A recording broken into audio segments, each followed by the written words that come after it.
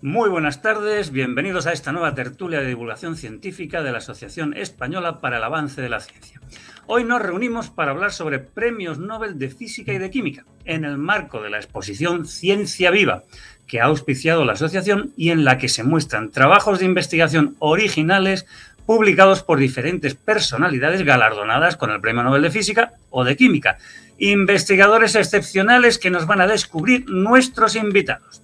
En primer lugar, Ángel Ezquerra Martínez es físico, profesor titular de Didáctica de la Física en la Universidad Complutense de Madrid, director del Grupo de Investigación Neurodidáctica, Ciencia y Sociedad de la Universidad Complutense y ha sido IP en numerosos proyectos de investigación y de innovación educativa. En segundo lugar, Roque Hidalgo Álvarez es químico, doctor en Ciencias Físicas por la Universidad de Granada, donde es catedrático de Física Aplicada, y doctor en Artes y Humanidades por la Universidad de Cádiz. Entre otros muchos honores, pues es miembro de la Academia de Ciencias Matemáticas, Físico-Químicas y Naturales de Granada. Y en tercer lugar nos acompaña Alberto Ruiz Jimeno, es físico, catedrático fundador del Instituto de Física, el IFCA del CSIC, Universidad de Cantabria, investigador visitante del CERN en Ginebra, Suiza, y del Fermilab en Chicago, en los Estados Unidos, y ha participado en numerosos desarrollos científicos, entre ellos ni más ni menos el descubrimiento del bosón de Higgs. Ángel, Roberto, Alberto, sed muy bienvenidos. Y empezamos con Ángel. Ángel, en la exposición podemos ver la antigua y la nueva mecánica de Hendrik Anton Lorentz, el primer Nobel de Física, que se lo concedieron en 1902, de todos los autores que hemos traído a la exposición. Pero, ¿quién fue Lorentz? Bueno, lo primero, muchísimas gracias por esta invitación y dar la bienvenida a los espectadores que nos quieran seguir ahora o en la grabación que queda para el futuro. Refiriéndome a Lorentz, bueno, nació en 1853, hay que situarse en esa época, en los Países Bajos, hizo multitud de aportaciones a la termodinámica, al incipiente electromagnetismo y sobre cuestiones relacionadas con la luz. En esa época estaba desgajado tanto la electricidad como el magnetismo como la luz. Luego se vio que todo eso tenía un sustrato común. Pero bueno, vamos a centrarnos en su formulación de las bien conocidas transformadas de Lorentz. Esto es un conjunto de relaciones matemáticas que expresan cómo ve una medida de una magnitud física dos observadores diferentes. Por ejemplo, relacionan el valor de la velocidad o de la longitud o del tiempo de una persona que va en una moto vista por mí que voy en un coche y la moto está a mi lado, o vista por un policía que está parado en el arcén. Lo que ocurre es que cada uno tiene sensaciones distintas. Para el policía la moto pasa a 100 km por hora, para mí que voy en el coche la moto va a mi lado, mi velocidad es cero respecto a él. Esta relación que parece muy fácil, cuando nos metemos en detalles, Lorentz, junto con un doctorando suyo, con Fierl, se dieron cuenta que no son tan evidentes, que la suma, la correlación, tiene algunas peculiaridades. Según esto, parece que cada observador ve la longitud y el tiempo de manera diferente. Para nosotros, en las condiciones habituales de nuestra vida cotidiana, y la velocidad, el tiempo y el espacio son iguales, pero parece que no. Pero luego seguiremos profundizando. Muy bien. Bueno, pues pasamos a Alberto.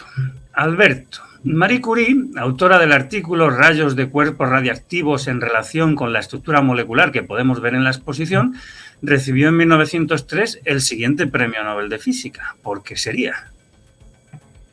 Muy bien, pues yo te voy a hablar antes un poquito también de Becquerel, porque estamos en el año 1895, se acaban de descubrir los rayos X, y Henri Becquerel, que era miembro de una tercera generación de físicos ya muy reconocidos, era académico y profesor de la Escuela Politécnica de París, y estaba embarcada en sus estudios sobre el fenómeno de la fosforescencia.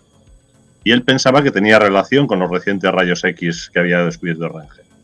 Entonces, en 1896, justo un año después, analizó unas sales de uranio fosforescentes envueltas en papel opaco y sales de plata, y esto mostraba el oscurecimiento cuando se exponían al sol. Era como una especie de película. Pero curiosamente también en días nublados. Entonces, por casualidad y con dudas sobre la naturaleza de estos rayos uránicos tan potentes, lo presentó a la academia y tuvo pues una repercusión enorme. Y muy cerquita, en la Sorbona, había un profesor humilde, pero que era muy bien conocido por sus trabajos sobre magnetismo y sobre piezoelectricidad, y era un reputado instrumentalista, que era Pierre Curie. Y este había cogido en su laboratorio a una física polaca, Maria Sklodowska, con la que se casó en 1895. Y Marie estaba muy interesada en los rayos de Becquerel. Total, que tras unos pocos años en que estuvo sujeta a obligaciones familiares, porque había tenido la primera hija, Irene Curie, que luego sería también premio Nobel, convenció a Pierre para realizar investigaciones sistemáticas pues con diferentes compuestos y con instrumentación adecuada preparada por el propio Pierre y por su hermano Jacques. Y en 1898 abordaron cuantitativamente el problema de los rayos uránicos y demostraron que era una propiedad interna del átomo y descubrieron de forma efectiva la radiactividad natural. Bien, los estudios de la pareja Curie pues, se prolongaron durante los años siguientes y lograron descubrimientos importantes en ese campo, y esto les valdría, exequo con Becquerel, el Premio Nobel de Física del año 1903. De hecho, Marie obtuvo 2 premios Nobel de Física y de Química por sus aportaciones a ambas ramas de la ciencia, y fue reconocida y afamada, de hecho, en vida, gracias a su tesón y sus conocimientos en un mundo que, de hecho, era hostil a las mujeres en su acercamiento a la ciencia, por lo que realmente es un referente contra la discriminación. Y os lo dejo aquí. Muy bien. Roque, en 1908 se concedió el Nobel de Química a un jovencito, que tenía solo 37 años, Edwin, luego Lord Rutherford. Seguro que se lo merecía, ¿no? Sí, seguro que se lo merecía sobradamente. Edwin Rutherford recibió el Premio Nobel de Química en 1908 en reconocimiento a sus investigaciones en la desintegración de los elementos y en la química de las sustancias radiactivas. Con sus experimentos demostró que la idea aceptada hasta entonces sobre la indestructibilidad de los átomos era errónea. Su teoría de la desintegración explicaba lo que ocurría en un proceso radiactivo. Cuando un átomo radiactivo emitía una partícula alfa, entendamos un núcleo de helio 4, o una lo que ahora llamamos beta menos, un electrón, se producía una transmutación y el átomo resultante era diferente al que era al principio. El viejo sueño de la piedra filosofal, buscada durante siglos por los alquimistas, parecía estar más cerca. Tal vez, por esta razón, la Academia de Ciencias de Suecia le concedió el premio en química y no en física. Aunque es curioso que este hecho le llevó a decir a Rutherford: he estudiado muchas transmutaciones con tiempos diferentes de desintegración, pero la más rápida que he conocido ha sido mi propia transformación en un momento de físico a químico. Por citar algunos de los logros de Rutherford, identificó las partículas alfa, explicó el origen de la radiactividad con una idea extremadamente audaz, la transmutación de elementos, y nos dio la idea de descomposición exponencial y el concepto de vida media. Descubrió el núcleo atómico, descubrió y nombró al protón. Incluso predijo la existencia del neutrón y lo buscó, aunque el neutrón fue descubierto más tarde por uno de sus estudiantes de investigación, James Chadwick. Descubrió el tritio y el helio 3, junto con sus estudiantes de investigación. Ernest Rutherford, curiosamente, era neozelandés. Nació el 30 de agosto de 1871 en Brightwater, una pequeña aldea en la región de Tasman, en la isla sur de Nueva Zelanda, y falleció el 19 de octubre de 1936 en Cambridge. Durante su vida trabajó en distintos lugares, en distintos países, en distintas universidades. Empezó en el laboratorio Cavendish de la Universidad de Cambridge, siguió trabajando en la Universidad de McGill en Montreal, en la Universidad de Manchester posteriormente, y cerró su ciclo volviendo a su origen, al laboratorio Cavendish. Todos sus biógrafos, y creo que esto hay que resaltarlo, pusieron de manifiesto repetidas veces su modestia, generosidad y el respeto y reconocimiento que siempre concedió al trabajo realizado por sus colaboradores. Creo que esto es importante. Muy bien. Ángel, vamos otra vez contigo, porque hace un momento nos has hablado de Lorentz, pero en la exposición tenemos también sobre la teoría sintética de campos y sobre la teoría del campo unificado de Albert Einstein, premio Nobel en 1921. Uh-huh. Sí, permíteme que enganche con lo último que estaba diciendo. Lorentz encontró esa correlación puramente fenomenológica y la expresó de forma matemática, pero fue trabajo de muchos más, de Poincaré, de Fitzgerald y del propio Einstein, el pasar de una relación matemática a una comprensión del fenómeno, de qué es el espacio-tiempo, ¿vale? Esto sucedió pasito a pasito, eso es habitual en ciencia, hasta que llega un momento en que hay que modificar las ideas que se tiene sobre algo. Eso no solamente ocurre, y es el aspecto que quisiera subrayar, eso no solamente ocurre en la ciencia, que se van produciendo pequeños pasos, se desarrolla la tecnología, nos permite ver las cosas con mayor precisión, esas medidas nos hacen reflexionar. Eso ocurre también en el proceso de aprendizaje. Y es interesante observar cómo de unas medidas se pasa a una teoría, en este caso a la teoría unificada de campos, del mismo modo que los individuos cuando van aprendiendo van teniendo unas concepciones que van siendo modificadas en el proceso. Esos hitos, esas modificaciones de nuestra forma de ver el mundo, cuestan muchísimo al individuo y por eso es difícil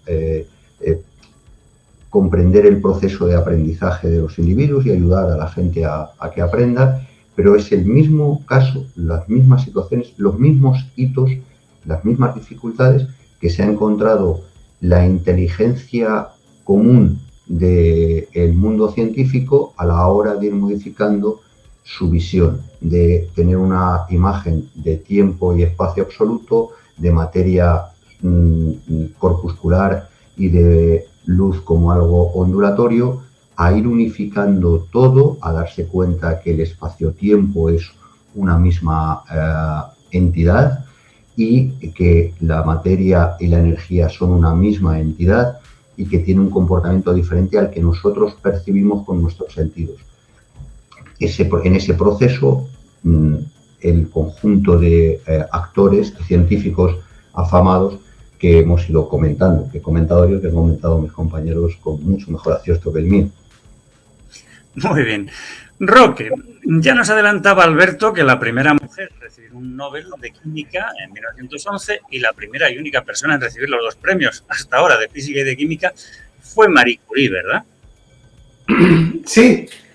En realidad ella se llamaba María Salomea Skłodowska y en 1911, aunque ya se le conocía más como Marie Curie, obtuvo el Premio Nobel de Química por el descubrimiento del radio y el polonio, el aislamiento del radio y el estudio de la naturaleza y compuestos de este destacable elemento químico. Desde un principio se asoció al uranio la propiedad de irradiar. Sin embargo, como ya se ha mencionado, en su tesis doctoral, Marie Curie encontró un cierto mineral de uranio llamado pechblenda, principalmente dióxido de uranio, era 3 o 4 veces más radiactivo, para usar la palabra que acuñó, que el uranio. Para encontrarlo descargó más de 1 tonelada de pechblenda en el laboratorio de Pierre Curie. Después de un largo proceso de purificación y fraccionamiento, Pierre y Marie Curie encontraron que una de las fracciones así obtenidas era 400 veces más activa que el uranio.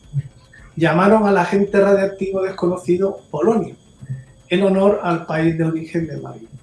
A finales de 1898, analizando una variedad de uraninita en realidad es, del norte de Bohemia, y tras retirar el uranio, comprobaron que una sustancia transportada junto con el bario era no menos de 100.000 veces más radiactiva que el uranio. Tras purificarlo, lo llamaron radio. Curioso es, pero no patentaron ninguno de sus descubrimientos y no obtuvieron ningún beneficio económico de la industria que se montó alrededor del radio. Tras la concesión del Premio Nobel de Química a Marie Curie, el gobierno francés apoyó la creación, ya por fin, y financiación del Instituto del Radio, donde se realizarían investigaciones interdisciplinares combinando química, física y medicina. Marie Curie había logrado, tras muchos años de trabajo en condiciones muy duras, su sueño. Durante la Gran Guerra dirigió el Servicio de Radiología de la Cruz Roja Francesa, formado por 20 unidades móviles de rayos X. En 1916 fue una de las primeras mujeres en obtener un carnet de conducir con el fin de manejar personalmente esas unidades. Su trabajo abrió nuevos horizontes a la humanidad y como pionera posibilitó que la Universidad de París, entre 1906 y 1934, admitiera a 45 mujeres, eliminando el condicionante del género en su contratación. Con su ejemplo, Marie Curie hizo posible que el mundo de la ciencia fuera un poco más justo. Sí me gustaría introducir una pequeña coletilla. En las unidades de rayos X le ayudó, y de forma significativa, un profesor de físico-química de la Universidad de Granada, llamado don Bernabé Dorronsoro Ucelayeta, que es fácil deducir, era vasco. Muy bien.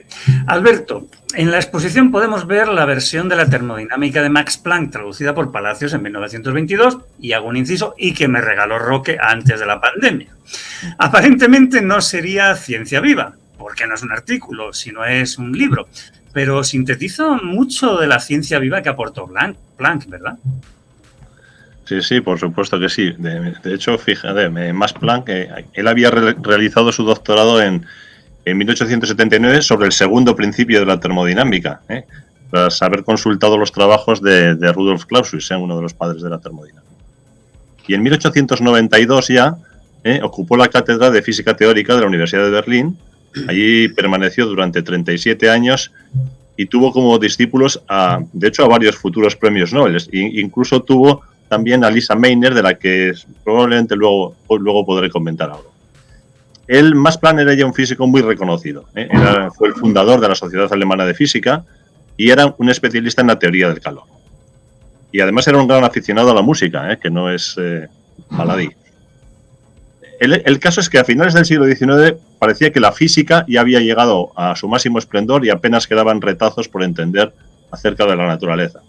Y uno de los problemas sin resolver era la radiación del cuerpo negro. Es decir, un cuerpo ideal, que fue así definido por Kirchhoff, que era capaz de absorber toda la radiación que le llega y no emitir ninguna. Claro está, la forma de entender su radiación era mediante cuerpos negros aproximados. El otro era ideal teórico, como por ejemplo lo era la superficie del Sol. Y había una ley bien conocida de la radiación del cuerpo negro, que era la ley del desplazamiento de Wien, que establecía que la densidad de radiación era función de la longitud de onda de esa radiación y de la temperatura. Pues Max Planck vio que había, el Max Planck y todos los físicos de la época se dieron cuenta de que había ligeras discrepancias entre teoría y experimento para longitudes de onda largas y una discrepancia absoluta para longitudes de onda cortas, en lo que se llama la catástrofe del ultravioleta. Planck, que en esos momentos ocupaba la cátedra que había dejado vacante, de hecho, Kirchhoff, estableció en octubre de 1900, justo ya en 1900, una fórmula empírica. Para él era una fórmula que simplemente resolvía ambos problemas. Y la intentó justificar con primeros principios. Y eso lo logró más o menos 2 meses después, en diciembre de 1900, mediante la hipótesis cuántica, mediante la hipótesis de que la radiación está cuantificada, está discretizada, está compuesta de cuantos que tienen una energía proporcional a la frecuencia. Y la constante de proporcionalidad, que se llama la constante de Planck, es muy pequeñita, pero en cualquier caso ya la energía no era continua, era discreta. Había nacido la física cuántica. Y de hecho el único postulado nuevo fuera de la física clásica era el estadístico, que Planck afirmó más tarde que era un acto de desesperación. Así lo resaltaba él en 1931. De hecho, las deducciones de Planck estaban en contradicción con algunos otros elementos de la mecánica clásica. pero él nunca pensó en algo fundamental en su teoría. Él sí siguió siendo un clásico desde un punto de vista filosófico. Pues eso, os dejo de eso. Muy bien, muy de síntesis, sí señor.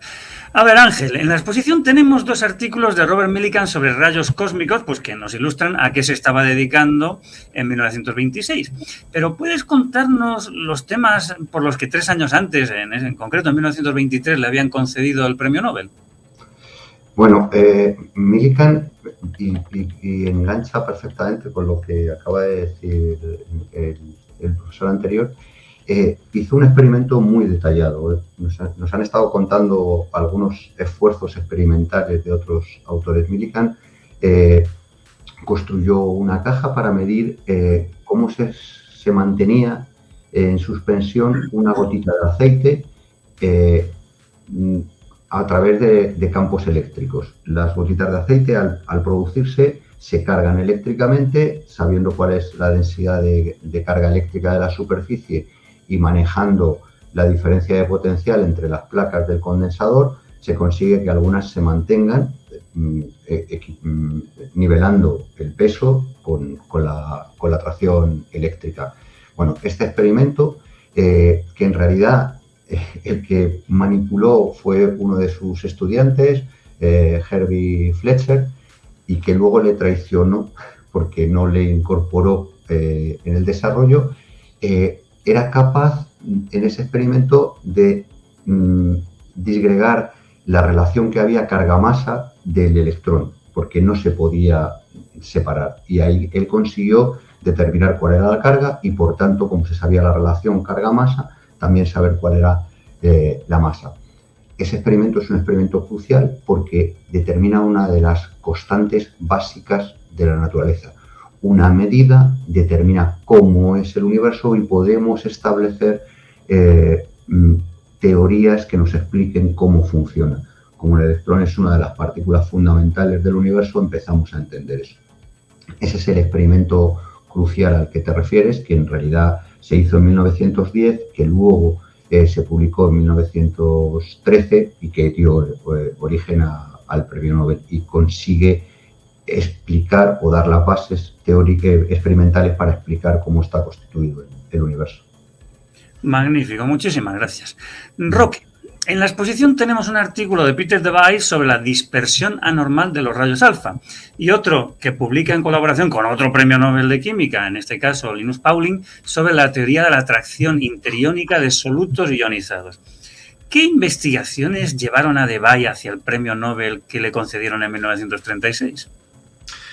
Bueno, en realidad lo primero que me gustaría decir es que aunque todos decimos Peter Debye, si quisiéramos ser fieles a su lengua materna, habría que decir Pieter de Beye, porque en realidad él era neerlandés, aunque de una ciudad de Países Bajos muy sureña, ¿no? Maastricht, pero en realidad él era holandés y su nombre era Pieter de Beye, porque la Y es IJ en holandés.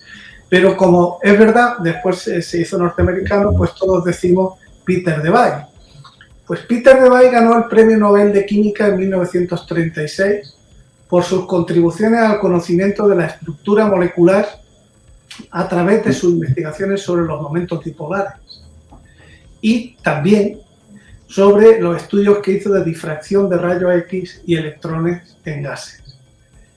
Su amplísima formación científico-técnica le permitió entender y resolver un gran número de problemas de física y de química, que iban desde las propiedades térmicas de los sólidos a bajas temperaturas hasta el análisis de las estructuras cristalinas y la conductividad eléctrica de las disoluciones electrolíticas.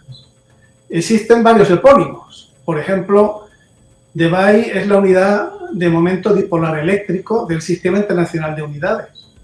Pero también existe la ecuación de Debye-Hickel, utilizada para describir la conductividad eléctrica de disoluciones electrolíticas. Y podríamos citar, en 1912 introdujo una modificación en la teoría del calor específico desarrollada por Albert Einstein, calculando la probabilidad de cualquier frecuencia de vibraciones moleculares hasta una frecuencia máxima. Este desarrollo fue uno de los primeros éxitos de la teoría cuántica. Esto es, creo que es necesario resaltarlo. Posteriormente extendió la teoría de la estructura atómica de Niels Bohr, introduciendo órbitas elípticas en el modelo. Y entre 1914 y 1917 realizó dos importantes contribuciones al campo de la cristalografía de rayos X. Por aquel entonces estaba en su inicio. En 1923 desarrolló una teoría para explicar el efecto Compton. Y en 1926 sugirió la existencia del efecto magnetocalórico, mediante el cual se pueden obtener temperaturas inferiores a 0,3 grados Kelvin. Peter Debye nació el 24 de marzo de 1884 en Maastricht, como antes hemos citado, en Países Bajos, y murió el 2 de noviembre de 1966 en Nueva York. Estudió ingeniería eléctrica en la Universidad Técnica de Aquisgrán, que está muy cerca de Maastricht, y trabajó allí con el físico teórico Arnold Sommerfeld, padre de tantísimos premios Nobel, que sería su director de tesis después en la Universidad de Múnich. Después, sucesivamente, Peter Debye fue profesor en las universidades de Zúrich, de Utrecht, de Göttingen, en el ETH de Zúrich, en Leipzig y en Berlín.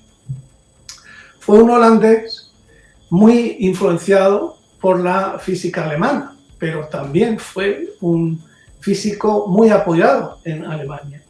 Por ejemplo, fue director del Instituto de Física Kaiser Wilhelm y desde 1937 hasta 1939, fijémonos en las fechas, una época intensa, fue presidente de la Sociedad Alemana de Física.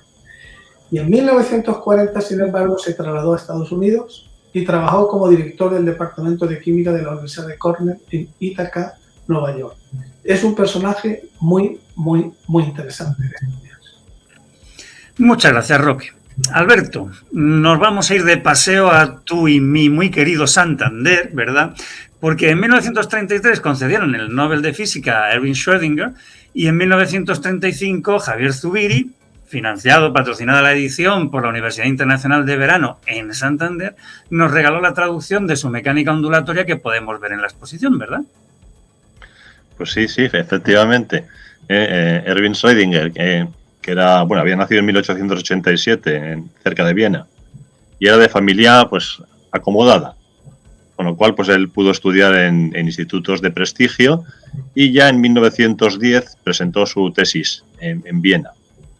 Pero vino la Primera Guerra Mundial y a él le tocó. Entonces él estuvo sirviendo como oficial artillero y como profesor de meteorología de los oficiales. Y tras una serie de vicisitudes, tras la caída del Imperio Austrohúngaro y tras diversos puestos de profesor, porque él era bien reconocido en diferentes universidades, logró trasladarse por fin como catedrático jefe del Departamento de Física Teórica en la Universidad de Zúrich. Esto ya era en 1921. Pues bien, la famosa ecuación de la mecánica cuántica ondulatoria la publicó en 1926 en Annalen der Physik, un año después del trabajo complementario de Heisenberg, que en realidad era visto de otra forma, pero era exactamente la ecuación de la mecánica cuántica. Bien, él logró inmediatamente la cátedra de física teórica de la Universidad de Berlín, sustituyendo nada menos que a Max Planck. De hecho, no tenía fama de buen profesor, pero sí de buen investigador. Él era buen conocedor del sonido y entonces se estimuló por la teoría de Broglie, que establecía una analogía entre los niveles de energía de los átomos y las vibraciones de una cuerda para justificar la cuantificación de las órbitas. Y a partir de ahí, él estableció su mecánica ondulatoria, que estaba basada en ecuaciones diferenciales con raíces en mecánica estadística y por lo tanto estaba más acorde con principios clásicos que la otra formulación complementaria, que era la formulación matricial de Heisenberg.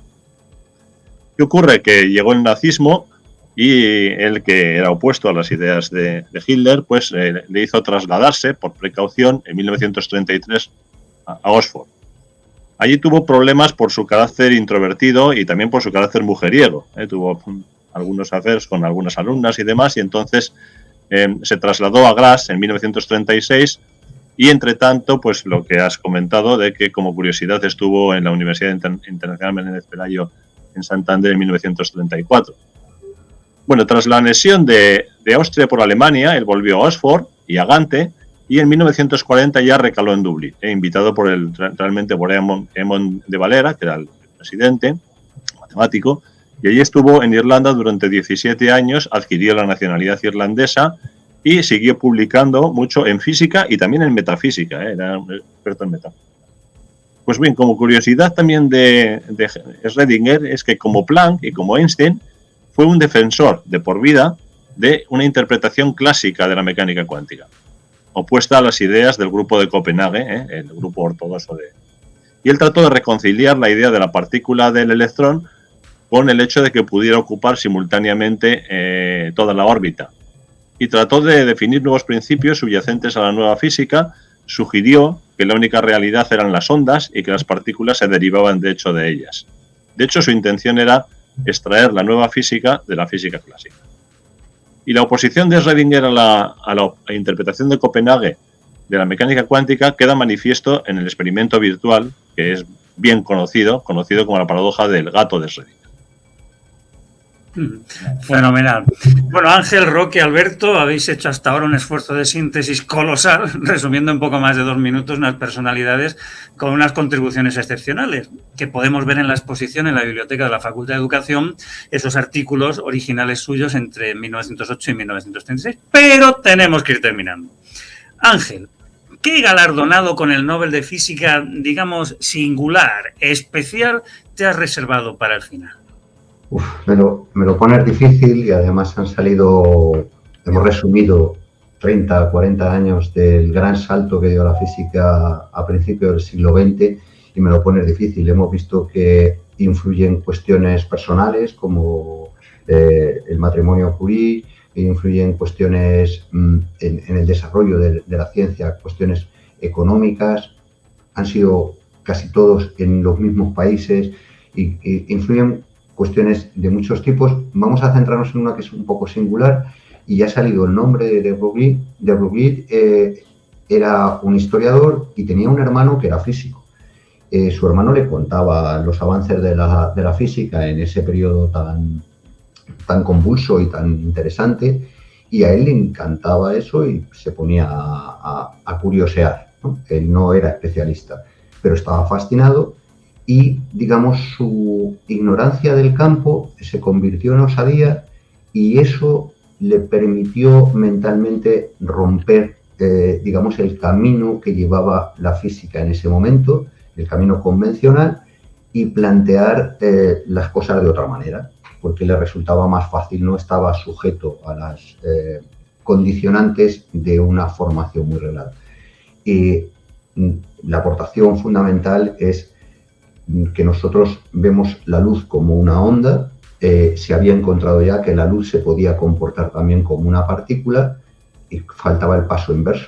Las partículas, los electrones, lo ha comentado hace un momento el profesor, también se pueden comportar como ondas. Y él estableció las bases teóricas de ese comportamiento ondulatorio de las partículas cuánticas. Esa visión rupturista que permite entender, por ejemplo, los niveles energéticos, la estabilidad de los niveles energéticos de los átomos, es una comprensión teórica diferente a lo que se había hecho hasta ese momento. Pero cuidado, a mí me gustaría subrayar que hay siempre la idea de, bueno, si tengo una idea genial, es verdad que de Broglie tuvo una idea genial, pero una idea genial tienes que sustentarla después en un trabajo meticuloso, ordenado, con las bases correspondientes, apoyándote en los datos. No es solamente tener una idea genial, está bien, pero hay que apoyarla en todo ese proceso, normalmente además dentro de una estructura económica y social, educativa, de un país que te permite hacer eso, y eso es una reivindicación de, por favor, que se investigue más, pero con la financiación adecuada. Si no, no se puede. Venga, muchas gracias. Muchas gracias, Ángel. Roque, ¿con qué Nobel de Química nos vas a sorprender a modo de despedida? Bueno, pues voy a hacer una transmutación y voy a hablar de un físico, dado que uno está siempre en la interfase, ¿no? Y este físico del que voy a hablar estaba en esa interfase. El físico francés Jean-Baptiste Perrin obtuvo en 1926 el Premio Nobel de Física por sus trabajos sobre la estructura discontinua de la materia y en especial por su descubrimiento del equilibrio de sedimentación. Lo interesante de la investigación de Perrin es, una vez más, la constatación de que el ingenio y el trabajo, aunque ahora sea más difícil, pero valen mucho más a veces que la técnica. Y este es un ejemplo clarísimo. Él utilizó el ultramicroscopio y realizó observaciones muy cuidadosas sobre la manera de sedimentar de partículas coloidales que estaban suspendidas en líquidos y comprobó experimentalmente las ecuaciones de Einstein sobre el movimiento browniano, ofreciendo la primera demostración definitiva de la naturaleza atómica de la materia. Habían pasado unos miles de años desde los atomistas griegos, ¿no? Él, de esa manera tan simple, llegó a ofrecer la prueba ya irrefutable de esa naturaleza. Estudió en la Escuela Normal Superior. En 1890 obtuvo, sin embargo, una beca que le permitió retrasar el momento de incorporarse a la enseñanza, consagrándose a la investigación y presentando su tesis doctoral 7 años después sobre los rayos catódicos y los rayos radiantes, ofreciendo argumentos en favor de considerar que los rayos catódicos estaban constituidos por partículas en movimiento cargadas negativamente. En 1898 inició su carrera docente en la Universidad de la Sorbona como encargado de un curso de, unos dirían físico-química, otros dirían química-física, y en esa materia estuvo como catedrático en la Facultad de Ciencias en 1910. El año anterior había publicado sus investigaciones sobre el movimiento browniano de partículas en disolución acuosa, argumentando que dicho movimiento era consecuencia del bombardeo de las moléculas del agua y ofreciendo estimaciones del tamaño de las mismas y del valor del número de Avogadro. En realidad, hoy diríamos que lo que obtuvo fue que cuando las partículas se sedimentaban y llegaban a un equilibrio, se distribuían mediante la distribución de Maxwell-Boltzmann. Y lo que él obtuvo en realidad fue la constante de Boltzmann. Claro, como la constante universal de los gases y la constante de Boltzmann están relacionadas a través del número de Avogadro, pues de ahí, hoy diríamos que obtuvo, lo hizo de una manera diferente, pero de ahí obtuvo el número de Avogadro. Y obtuvo con cifras exactas, con un mayor número de cifras exactas que las disponibles hasta entonces. ¿Qué es lo singular? Aparte de su brillantez y genialidad? Pues que fue un físico de padre capitán de infantería muerto en la guerra franco-prusiana. Él mismo fue oficial del ejército francés en la Gran Guerra, vivió el horror de la Gran Guerra y fue un científico convencido de que la guerra lo único que provoca es sufrimiento, dolor, muerte y desesperación. Y seguramente eso lo llevó a tomar conciencia política y a formar parte en 1936 del gobierno del Frente Popular, presidido por León Blum.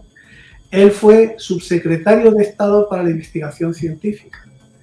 Y en ese cargo, ¿qué hizo? Pues promovió el Palacio de los Descubrimientos, existente todavía hoy en París, y inició el proceso de formación del CNRS, una de las mayores instituciones investigadoras del mundo. Por eso, por su posición frente a la invasión nazi de Francia, de los alemanes nazis, su posición a favor de la Francia libre, él emigró a Estados Unidos, estuvo haciendo campaña para recoger fondos para apoyar la opción de Gaulle, pero allí murió de un ataque al corazón. Es un gran personaje. Alberto, tuyas son las palabras finales de esta tertulia. ¿A qué premio Nobel de Física se las vas a dedicar? Bueno, pues las voy a dedicar a un físico que nació en 1901 y murió en 1954, o sea que realmente ocupó completamente la primera mitad del siglo XX y que fue Enrico Fermi. Enrico Fermi era un alumno ya desde la infancia, era superdotado, tenía una gran facilidad para las matemáticas y para la física, y de modo que buena parte de sus estudios, de hecho, fueron autónomos. Él fue autodidacta. Y con 22 añitos ya consiguió una beca para estudiar con Max Bohr en Gotinga. Y allí conoció a Heisenberg y conoció a Jordan. Y luego en 1924 consiguió otra beca para trabajar con Paul Ehrenfest en Leiden. Y allí coincidió con Einstein, con Lorentz y con Goldschmidt. Ya en 1924 se marchó a la Universidad volvió a Italia y se marchó a la Universidad de Florencia y conoció la publicación de Pauli del principio de exclusión. Y el propio Fermi en 1925 lo aplicó ese principio al caso de un gas ideal y desarrolló lo que se llama la estadística cuántica de Fermi, que la publicó en 1926, por cuyo motivo, de hecho, las partículas sometidas a ese tipo de estadística se denominan fermiones, en honor a Fermi. Ese fue uno de sus grandes aportaciones a la física, pero hubo más, ¿no? En 1927 él fue elegido como profesor de física teórica en la Universidad de La Sapienza, en Roma, y comenzó a dirigir un equipo de grandes científicos, algunos de ellos premios Nobel. En 1934 desarrolló su teoría de la desintegración beta nuclear, incorporando y nominando, dándole nombre al hipotético neutrino que había sido introducido previamente por Pauli. Lo trató de publicar en la revista Nature, pero esta revista rechazó su artículo porque lo consideraba excesivamente especulativo, con lo cual pues terminó publicándolo en revistas italianas y alemanas. Fermi inicialmente militó en el partido fascista, pero sus discrepancias con las leyes de Mussolini le hizo huir en 1938 a Estados Unidos, donde ya era un físico conocido porque había sido un físico muy activo en los simposios de verano de Ann Arbor, que de hecho contribuyeron mucho al florecimiento de la física teórica en los Estados Unidos. Bueno, pues en 1934, tras el descubrimiento de la radiactividad artificial por Irene Curie, la hija de Madame Marie Curie, y de Frédéric Joliot, Fermi se dedicó a estudiar la transformación nuclear producida mediante bombardeo con neutrones. Y con su equipo de científicos en Roma, creó una potente fuente de neutrones y descubrió que los neutrones lentos lograban la transmutación del uranio en nuevos elementos no conocidos en la época. Él desarrolló sus ideas mediante fórmulas matemáticas y experimentales con su equipo y descubrió más de 60 elementos, utilizó más de 60 elementos y obtuvo más de 40 isótopos radioactivos. Sin embargo, él descartó la idea de la fisión nuclear porque hizo cálculos erróneos. Y de hecho la deducción teórica de la fisión nuclear fue una idea lo he comentado antes, de Lisa Meitner, que tras las observaciones previas de Otto Hahn y Fritz Strassmann en Berlín, que de hecho ella dirigía desde Suecia, estaba en Suecia por problemas con el nazismo, ella era judía, pues de hecho fue la que descubrió el fenómeno de la fisión nuclear. Injustamente les concedieron el premio Nobel a Otto Hahn y Fritz Strassmann y no a ella, precisamente por problemas con el nazismo, entre otras cosas. Bien, la noticia se difundió rápidamente y llegó a Fermi, y entonces Fermi se dio cuenta de su error, de que los elementos transuránicos por los que en parte le había sido concedido el premio Nobel realmente no eran tales, eran productos de la fisión. Pero bueno, entonces también él siguió trabajando, era un gran experimental y teórico, y vislumbró la posibilidad de la reacción en cadena, por lo que emprendió una serie de experimentos que de hecho condujeron al primer reactor nuclear en 1942. Y también estuvo participando en el proyecto Manhattan que llevaría al desarrollo de la primera bomba atómica. Y aquí nos quedamos con Fermi. Muy bien, Ángel, Roque, Alberto, muchas gracias. Amigos y amigas de la Asociación Española para el Avance de la Ciencia, pues quedáis invitados a la próxima tertulia en la que haremos nuevas incursiones en nuestro pasado histórico-científico. Hasta entonces.